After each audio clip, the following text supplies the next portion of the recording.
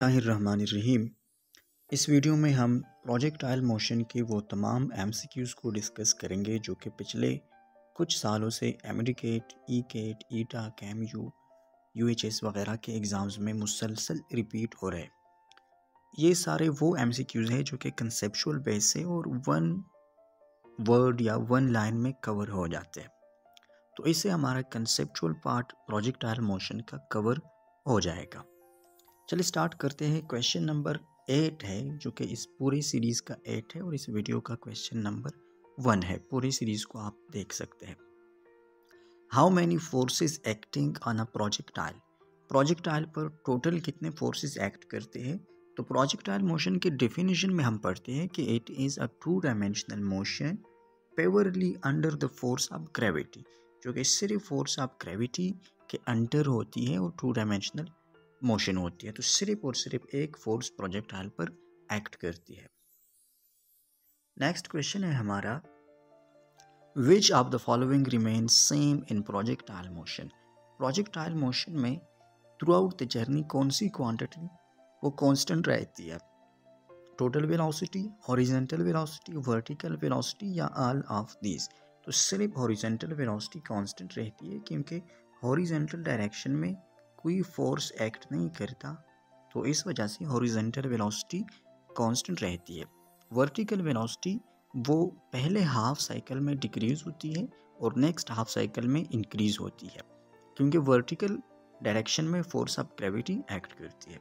तो इस वजह से जो वर्टिकल एक्सेलरेशन होगी वो कांस्टेंट होगी इक्वल टू -g, और जो हॉरिजॉन्टल एक्सेलरेशन होगी वो इक्वल टू 0 होगी, जो कि हमारा नेक्स्ट क्वेश्चन है कि the horizontal acceleration in projectile motion is always 0, क्योंकि हॉरिजॉन्टल वेलोसिटी कांस्टेंट, तो जब वेलोसिटी में चेंज नहीं आ रहा तो एक्सेलरेशन इक्वल टू 0 होगी।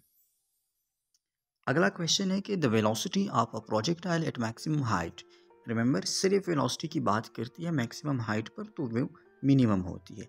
वर्टिकल वेलोसिटी की बात करें तो वर्टिकल वेलोसिटी 0 होती है मैक्सिमम हाइट पर। हॉरिजॉन्टल वेलोसिटी तो कांस्टेंट होती है, वो जो वी आई की इक्वल होती है मैक्सिमम हाइट पर, equal to v i initial velocity के इक्वल होती है, v i cos theta, sorry, ठीक है, वी आई कॉस थीटा की इक्वल होती है। एंगल ऑफ प्रोजेक्शन को भी हम कंसिडर करेंगे, जबकि वर्टिकल वेलोसिटी इक्वल टू 0 और टोटल वेलोसिटी मिनिमम होती है। इस तरह से अगर काइनेटिक एनर्जी की बात की जाए तो काइनेटिक एनर्जी मैक्सिमम हाइट पर क्या होगी? मैक्सिमम हाइट पर काइनेटिक एनर्जी चूँकि वर्टिकल वेलोसिटी इक्वल टू 0 होती है, तो वो सिर्फ half m into v i cos theta square की इक्वल होगी, v i square cos square theta की इक्वल होगी, ठीक है, क्योंकि मैक्सिमम हाइट पर जो वर्टिकल वेलोसिटी 0 और सिर्फ हॉरिजॉन्टल वेलोसिटी एग्जिस्ट करती है। अगला क्वेश्चन है, the maximum height of projectile depends upon. Projectile की जो मैक्सिमम हाइट है कि कितना ऊपर तक जाएगा, या किस चीज़ पर डिपेंड करती है?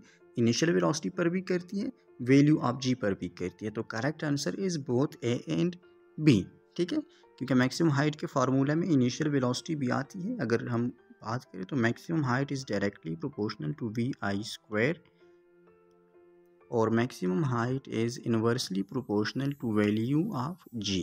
तो अगर अर्थ और मून में हम कंपेयर करें, मून पर मैक्सिमम हाइट ज़्यादा होगी और अर्थ पर मैक्सिमम हाइट कम होगी। इस तरह का क्वेश्चन आपसे पूछा जा सकता है।